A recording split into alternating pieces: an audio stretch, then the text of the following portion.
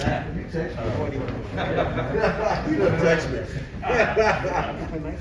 Well, folks, thank you for showing up today on short notice. Really appreciate it. Like I said in the email yesterday, Gene hadn't been in front of you guys for quite some time. We've been on some Zooms, but it had been a while for those, so we just figured he figured it was time. No, he just wanted to get out front with you. Jerry told me this is what I was doing today, so here I am. Good to see you guys. Yeah, he says, hey, you need to do this, so I'm doing it. But let me first and foremost thank Jerry. I think you guys all know how hard he's worked and continues to work. So thank you, Jerry. Thank you.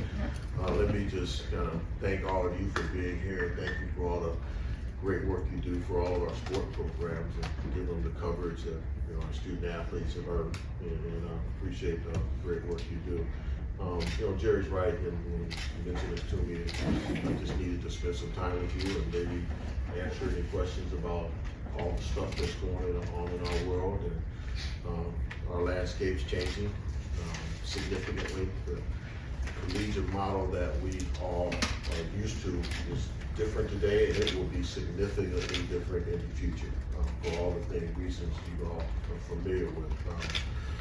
NIL has changed our landscape, and we'll continue to change it. We'll continue to learn from it and grow. In fact, we had a meeting with the football team this morning just to kind of reiterate some of the things they need to be sensitive to.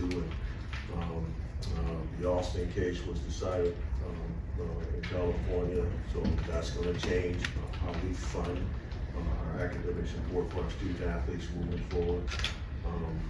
The Players Association has sued USC and UCLA, and who knows where that's going to play out. We'll watch that with those questions in the past, so we'll have to watch and see how that plays out. So the conversations around pay for play are always there. The NCAA's restructuring, transformation committee is in place now that the Constitution has been changed, and so the transformation committee here by August 1 to present their recommendations. And David Evans from Maryland and Jana from Northwestern, our representatives from the Big Ten on that committee. So it's just going to be a whole new ballgame as we move forward. And so lots of changes, and what we have to do is kind of get comfortable with the uncomfortable and adjust and make sure we keep our core values and core mission at the heart of what we do, and that's our student athletes. So just wanted to share that as a perspective to start things out, and see what questions you guys have about anything at all. We'll open up front row middle. Dave Biddle, 24/7 Sports. Thanks, Jerry. Thanks for doing this today, Jerry. I appreciate it. Curious to get your take on name, image, and likeness. It's kind of the Wild West right now. Yeah. Do you think it should be regulated? And if so, how can it be regulated? Yeah, I think, no question about it. I think it should be regulated. In fact, I served on the committee and made the ultimate recommendation with my colleagues, and I felt at that time there might be some regulations that would emerge. Either the NCAA would regulate, or there might be some federal legislation that might occur. That didn't happen.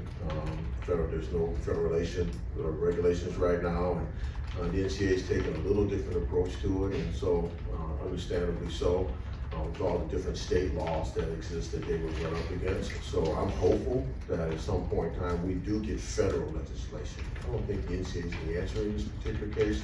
I think it needs to be federal legislation. And that won't happen now because of what's going on in Washington, but maybe it will at some point. I think there's enough politicians who are paying attention and are interested, but it's going to take time. So in the intro, it is a wild, wild west, and so many different things have emerged, and what we have to do is make sure we don't lose ground in our competitive advantage in this space, but also do what's right for our student athletes and protect them and make sure that they're taking advantage of it the right way. So it's kind of a focus, but you're right. It's every day there's something new that you read about or hear about. Yeah. I want to ask you about divisions in the Big Ten real quick as well. Do you like the status quo with the division? Do you think it should be no divisions, top two teams go, like the Big 12 does? What are your thoughts on that? I think Ohio State should just be picked every year to go, but no, we've talked about it as ADs. We haven't come to any conclusions We talked about 8 versus 9 in the regular season. We have, I think the preference that, most preference is for 9, but we haven't voted on that. We have a meeting in May, and we'll kind of probably finalize some thoughts around that. The same thing with divisions. We talked about divisions. We're gonna look at some models. And we'll, again in May, our hope is to hopefully conclude our thoughts around that. A little of that is tied to the CFP and what might emerge around that process. So I personally don't have a preference. I'm okay with losing the divisions. Although I'd like to go back to legends and leaders, but I'm just kidding. But I'm okay with losing divisions, but I'm interested in seeing the models first. You know, one of the things I want to make sure we do is try and mitigate some of the issues. One of the issues that has been challenging for a number of our schools is a student athletes can go through 4 years and never play at a certain place. And so I want to see if there's a way to fix that. I don't know that. I'm not the scheduler is one of those things, and so. We got to protect our rivalries. You know, obviously we got to do that. So in the new models where there's no divisions, what does that look like? And then with the CFP, what's the value of the championship game? You know, I don't know that. You know, we got to talk about that. Is that something that in the CFP calendar and structure, is that still as valuable as it's been?